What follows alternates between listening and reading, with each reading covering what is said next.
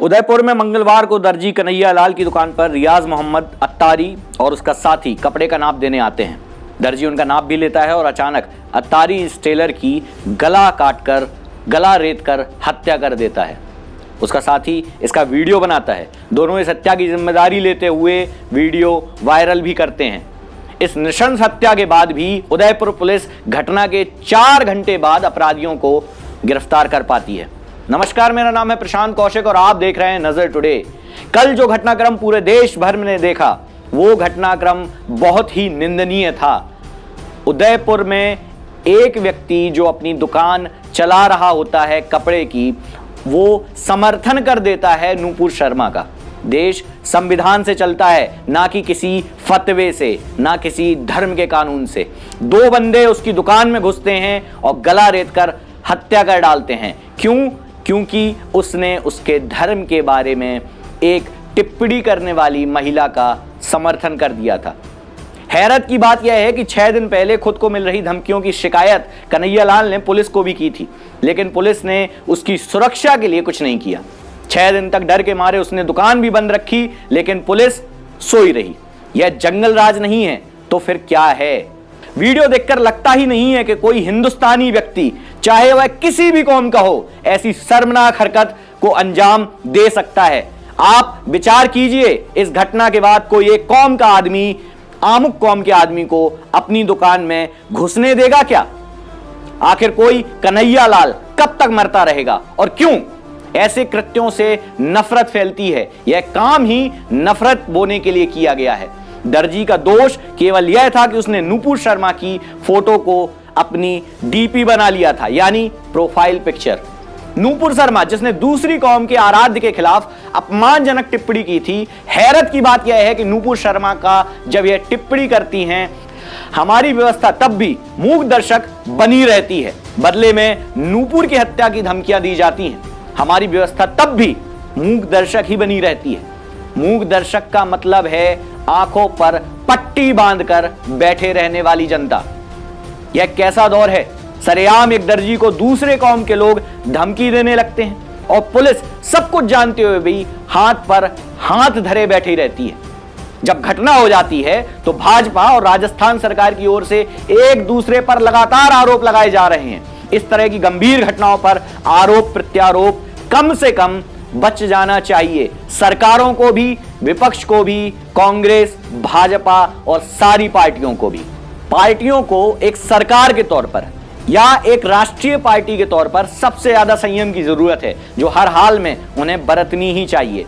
दरअसल आज social media पर जहर की जो फसल बोई जा रही है, उस पर ना तो सरकार का नियंत्रण है और ना ही समाज का। कोई भी सिरफरा किसी भी व्यक्ति या कौम के खिलाफ जहरीला वाक्य सोशल मीडिया पर डालता है, हम भीड़ के भीड़ उसके पक्ष या विपक्ष में खड़े हो जाते हैं। नफरत फैलती जाती है और फिर इस तरह की घटना होती है। यह घटना निश्चित तौर पर हिंदुस्तानी भाईचारे की भावना की निर्मम हत्या है। ऐसी घटनाओं का इरादा रखने वाले व्यक्ति के इरादे को बलपूर्वक कुचलने की जरूरत है, चाहे वह किसी भी कौम या समाज का क्यों ना हो। आश्चर्यजनक यह भी है कि छोटे छोटे ट्वीट पर अंकुश लगाने वाली व्यवस्था तब कहां गई थी जब दर्जी का गला काटने और उसकी जिम्मेदारी लेने वाला वीडियो सोशल मीडिया पर वायरल हो रहा था। आज का दौर भारत में वो दौर है कि कोई भी किसी भी व्यक्ति को किसी भी प्रकार की धमकी देता है, नूपुर शर्मा का गला काट देना चाहिए, हम उसकी हत्या कर देंगे, उसने हमारे कौम के खिलाफ बोल दिया। भारत, मैंने पहले भी कहा, संविधान का देश है। ये किसी धर्म, जाति, विशेष कौम का देश नहीं है। भारत चलता संविधान पे है, चला संविधान पे था और आगे भी संविधान पर ही चलेगा। हमारी पूरी टीम की, पूरी देशवासियों की, प्रधानमंत्री, गृह मंत्री, राजस्थान के मुख्यमंत्री, जितने भी आईएएस, आईपीएस, पुलिस अफसर हैं, उन सब से यह अपील है कि इस प्रकार की घटनाओं को अंजाम देने वाले व्यक्तियों को पकड़ें। ना सिर्फ पकड़ें, ऐसी सजा दें कि उनको ये सबक मिल जाए कि ये देश किसी फतवे से, किसी धर्म से, किसी जाति से, किसी विशेष वर्ग से नहीं चलने वाला है। आज आपने एक कन्हैया लाल की हत्या की है। अगर आप किसी की दुकान में घुसकर एक कौमी मजहब के नाम पर किसी की हत्या कर देते हैं तो आप अपने लिए और अपनी कौम के लिए कितना भला कर रहे हैं, ये आपको सोचने की बात है। वो बेवकूफ लोग हैं जो धर्म की बात पर किसी की हत्या कर देते हैं। इस्लाम इतना छोटा नहीं है। इस्लाम की नींव ही इंसानियत पर रखी गई थी। इस्लाम को इंसानों का मजहब कहा जाता है। मजहब यानी वो जिसमें इंसान पहले आता है। पैगंबर मोहम्मद पर नूपुर शर्मा की टिप्पणी को आपत्तिजनक कहा जाना चाहिए, बिल्कुल कहा जाना चाहिए, लेकिन नूपुर शर्मा और नूपुर शर्मा के सहयोगी या उनके समर्थक हैं, उनको सजा देने का हक इस देश में किसको है? आपको, मुझे या किसी और कौमी व्यक्ति को नहीं। इस देश में उनको सजा देने का हक उनकी पार्टी को है, जो उन्होंने उनको निष्कासित करके दी भी है, और उसके ऊपर भी अगर कोई सजा बनती है तो वो भारतीय संविधान, न्यायपालिका, कार्यपालिका और व्यवस्थापिका की तहत ही होगा। आप किसी के घर में घुसकर, किसी की दुकान में घुसकर किसी का गला काटेंगे तो आपके साथ, आपकी कौम के साथ वही बर्ताव इस देश में किया जाएगा। नफरत के बीज आप बोएंगे तो फसल भी नफरत की ही काटेंगे। एक कन्हैया लाल मरता है तो उसके जैसे 100 और खड़े हो जाते हैं, और आप जो उसका गला काटने गए थे, आप तो पकड़े ही गए हैं, पकड़े जाएंगे, और ऐसे लोग पकड़े जाते हैं भारत में। लेकिन आपने वो काम कर दिया जिससे अब आप और आपकी पूरी कौम इस देश में नफरत के तौर पर देखी जाएगी, और उन नफरती बीज वालों को भी बल मिलेगा जो लगातार राजनीति नफरत की करते हैं।